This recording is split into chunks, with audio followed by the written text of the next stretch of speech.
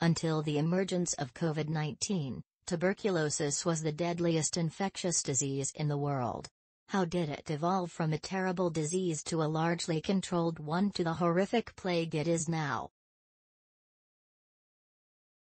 That's the question that science journalist Vidya Krishnan explores in her new book, Phantom Plague: How Tuberculosis Shaped History, released this month. It traces the spread of TB from the U.S. and Europe in the 19th century to lower-income countries, including Krishnan's country of India, where it continues to flourish today. The answer, she finds, has a lot to do with lack of treatment, overtreatment, or the wrong treatment. When antibiotics became widely available in the 20th century, the West had the resources to pay for them and cure and control TB. Poorer countries didn't. And when antibiotics did become available in lower-income nations, they were often overused. With antibiotic overuse came antibiotic resistance as pathogens learned to fight off the cures.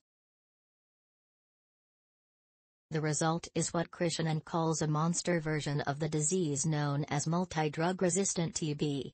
Newer therapies are available in wealthy countries to control this strain of TB, but they are still greatly limited in poorer countries. And that has allowed multidrug-resistant TB to thrive. Nowhere on the planet is that reality felt more than in India.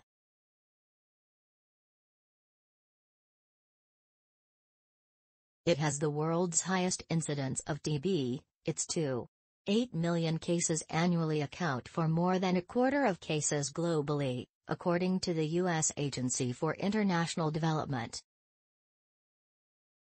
Within India, the city of Mumbai, a focus of Krishnan's book, is one of the hot spots for both TB and multidrug-resistant TB.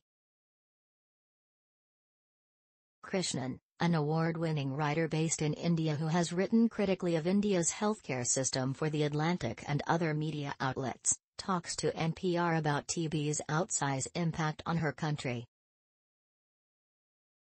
This interview has been edited for length and clarity. Why did you begin this book in New York in the 19th century? I wanted to show how we repeat the same disease-spreading mistakes over and over.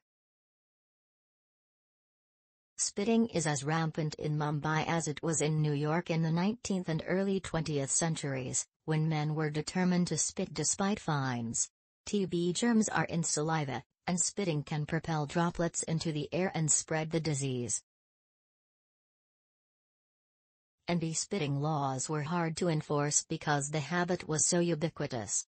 The struggles to pass laws to curb spitting are the same 100 years later in Mumbai and across India.